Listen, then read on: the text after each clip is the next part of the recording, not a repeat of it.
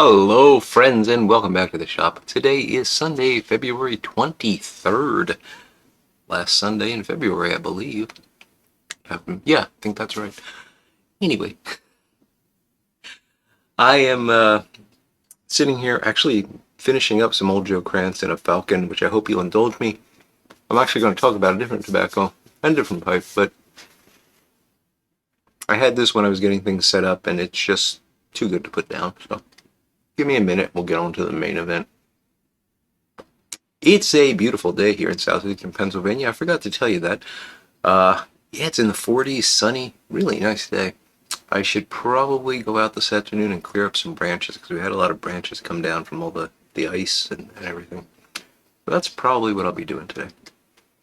But in the meantime, I'm going to be talking to you about a very nice tobacco. And this is the tobacco of the month chosen by you, the live stream viewers.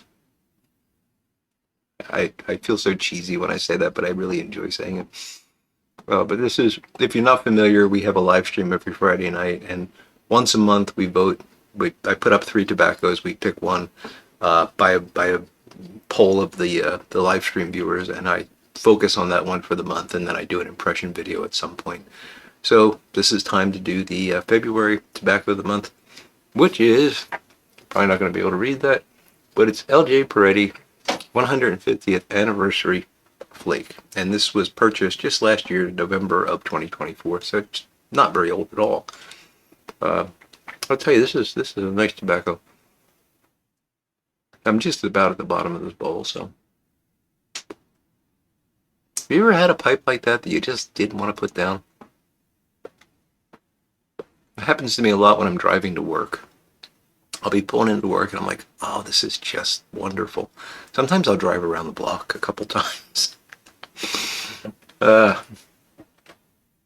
we are going to be putting this down now.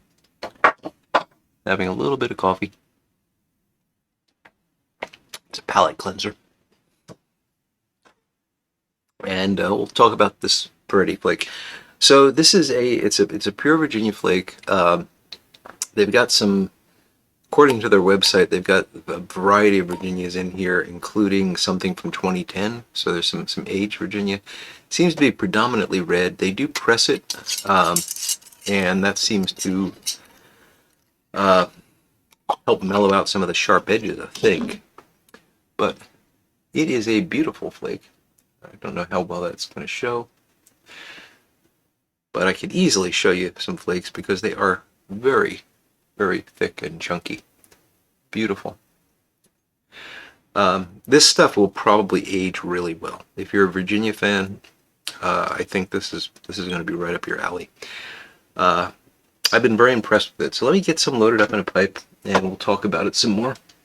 I'm going to be smoking this in my J. Mouton Lavat, and it's a pretty manageable flake. It breaks up very easily, and as usual, I just kind of crush it up. A little bit of rolling motion between my fingers, kind of put it into a ball, and then just drop it down in there. And that works really well because, you know, with most packing methods, what you're trying to do is leave a little bit of airspace at the bottom so that you can get a good draw through it, and this just sort of expands down in the bottom. So it works out really well. So we'll do 2 of those, and then I usually get a little pinch that I'll rub out really well. Just between my fingers, you don't have to go crazy. And sprinkle that on top, and that's just going to give you a little kindling to get the fire going. There we go. So that is packed.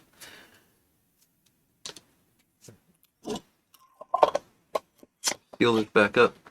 So this was, I believe, recommended to me by a number of people. LJ Peretti used to have a flake tobacco, Virginia flake, called Scottish Flake, and I'm not a big Virginia guy, but that was one that I really did enjoy. It was a red wine infused Virginia flake, and it was apparently a McClellan product. Not product, I shouldn't say. I don't think McClellan sold it separately. I think they made it for Peretti.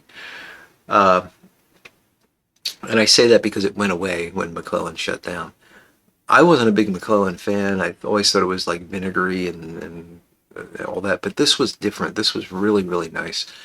And I enjoyed it greatly. When I like Virginias, it's usually a dark red with like the deep caramel notes rather than the sort of more tart citrus sort of things. And this does have a high red Virginia content. And the pressing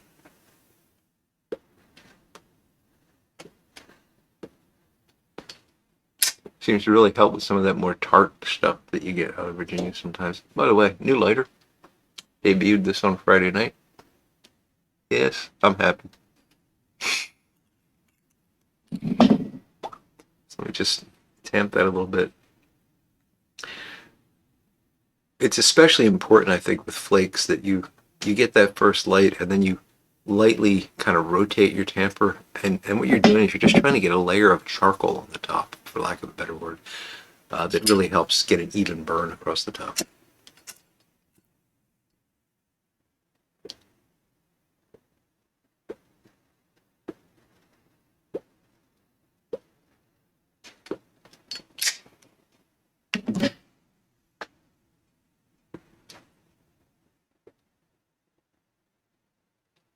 Mm.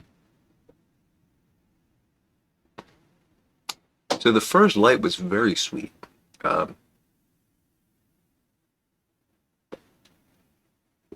Now it's more mellow, deeper. There is still a little bit of that citrusy edge to it, but nothing compared to a lot of Virginias. Uh, and if you like that citrusy edge, maybe that's not something you want, but I don't. And this is right up my alley. I think I started to say several people recommended this blend to me because I like Scottish Flake, and honestly, I have lost track of who recommended it. I know I'm fairly certain my friend Eric recommended it. I think Phil Rivera also recommended it, and Poem on the Friday Night live stream might have recommended it. I can't remember. This is a problem as I'm getting older. I have difficulty keeping track of such things.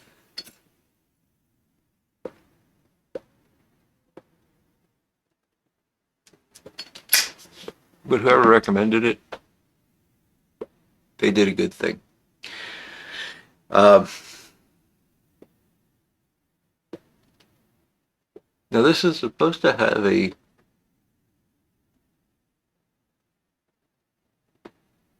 port wine topping, and I believe it does. It's very, very light.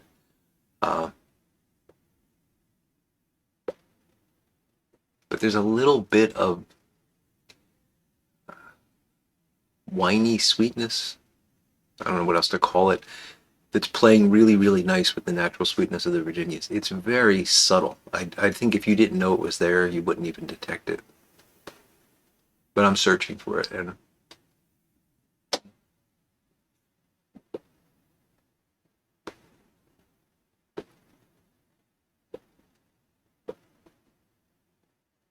it just gives it that nice, it rounds everything out really nicely.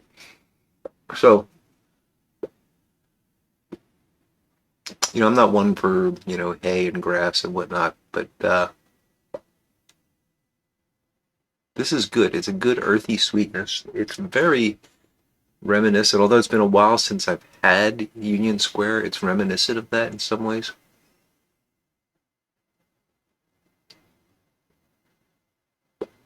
And what I mean by that is it's a good, clean Virginia. And that's what Union Square is to me.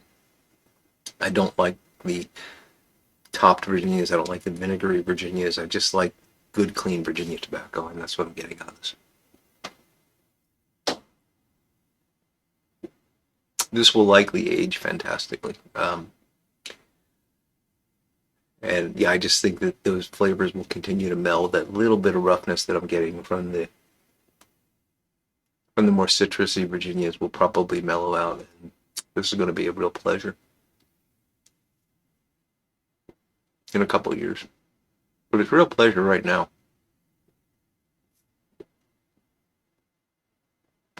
So thank you to all the folks that recommended this, whoever you may be.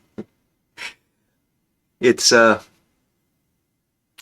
I'll be honest, I probably will not buy more, or if I do, it'll be infrequent, simply because I don't smoke Virginias that much. And to also be honest, Peretti's prices are high compared to what I can get. A pound of Peretti tobacco is a lot more expensive than a pound of Cornell and Deal tobacco. But sometimes you got to treat yourself. And I picked this up. The reason it was November was that I was buying Thanksgiving Day, and I just added uh, 2 ounces to the cart for that. And I'm glad I did.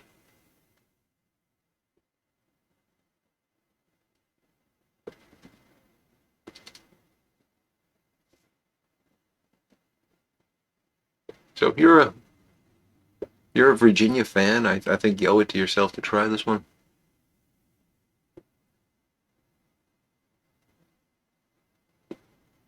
And this pipe is just perfect for it. I smoke anything out of it, but boy, it does Virginia flakes really nicely.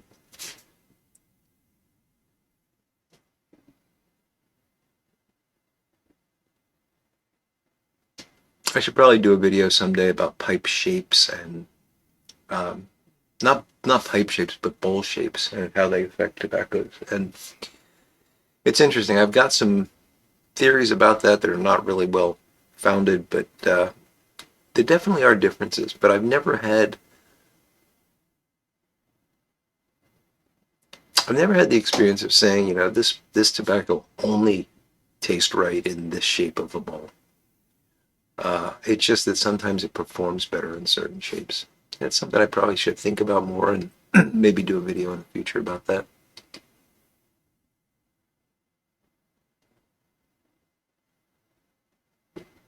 So many plans, so little time. That's what it really comes down to. Anyway, speaking of having little time, I've got a lot to do today. I think I'll spend some time down here later this afternoon continuing the great organization. I'm at the point now where I'm doing little silly things like I made a tray, and it's really rough, just kind of slapped together. I used a brad nail to hold it all together. I didn't even put any glue on it, but it's just a little tray that holds my sharpening stones. And I'm not. I'm pretty basic when it comes to sharpening chisels and plain irons. I use oil stones, and it's what I've been using for a long time, and they work. I don't want some fancy system that you mount it and it stays there. I just wanted something where I could put it away and pick it up and put it down. So I made that, and that's nice because it gets them out of the way. It keeps them in one place, but still allows me to get them out easily when I need to sharpen. And while you didn't come here for woodworking tips, I'll give you the most important woodworking tip I can give to anyone is sharpen more often than you think you need to.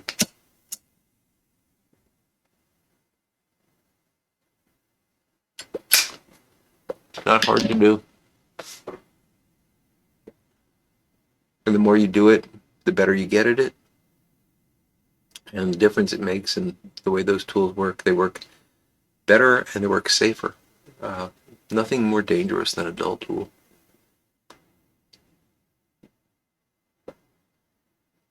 That should be a t-shirt.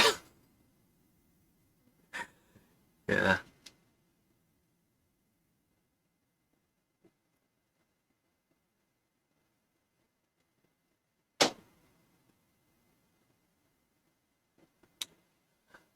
Well, I don't really have a lot else to talk about today. At least nothing's on my mind. So I think I'm just going to make this a relatively short one. And I'm going to go and enjoy the rest of this ball. So again, LJ Peretti 150th Anniversary Flake. Good red Virginia flake with a little bit of port wine on the top of it. And it's a wonderful thing. So with that, my friends, I hope you all have a wonderful Sunday and are looking forward to a fantastic week ahead. And until we speak again, I will look forward to talking to you all again very soon. Bye now.